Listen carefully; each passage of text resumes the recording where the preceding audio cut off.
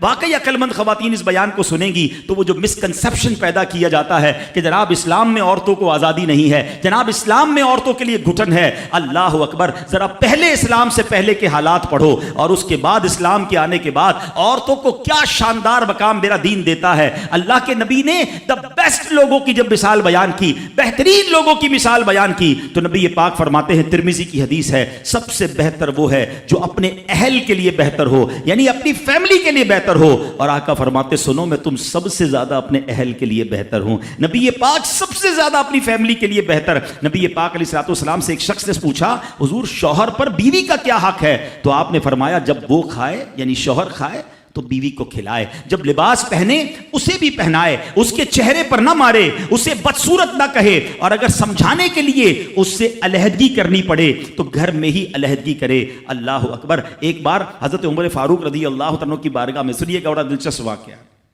سیدنا عمر فاروق کا کتنا بڑا نام ہے، آپ کے جلال کی، آپ کی عدالت کی مثالیں دی جاتی ہیں، بڑے بڑے لوگ آپ کے سامنے تھر تھر کانپتے تھے۔ آپ کا گھر میں انداز کیا تھا کہ ایک شخص آیا کہ میں حضرت عمر کے پاس جاؤں اور بتاؤں میری بیوی جو ہے مجھ سے اس طرح بات کرتی ہے، اور میرا وہ انداز نہیں ہوتا جو شوہر کے سامنے ہونا چاہیے، ہوتا ہے گھروں میں ہو جاتا ہے۔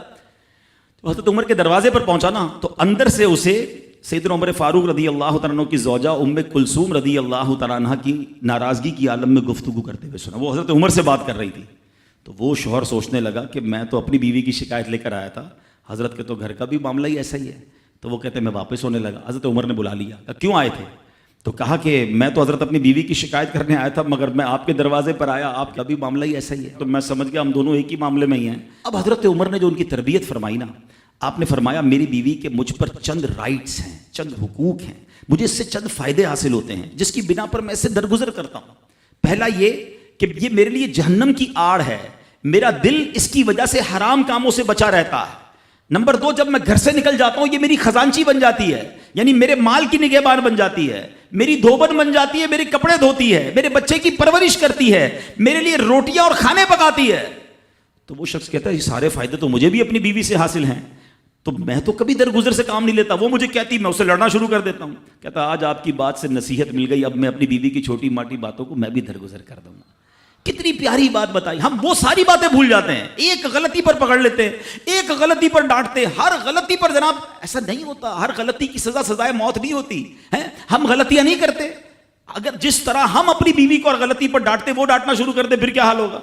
تو ایسا نہ کرے، وہ بھی دل رکھتی ہے، ہم نے کسی انسان سے شادی کی ہے، کمپیوٹر سے نہیں کی، ٹھیک ہے نا؟ تو کمپیوٹر بھی آج کل وائرس آ جاتا ہے، تو وہ تو انسان ہے، غلطی ہو گئی کوئی بات نہیں۔ تو سبحان اللہ، اتنا پیارا مذہب ہے۔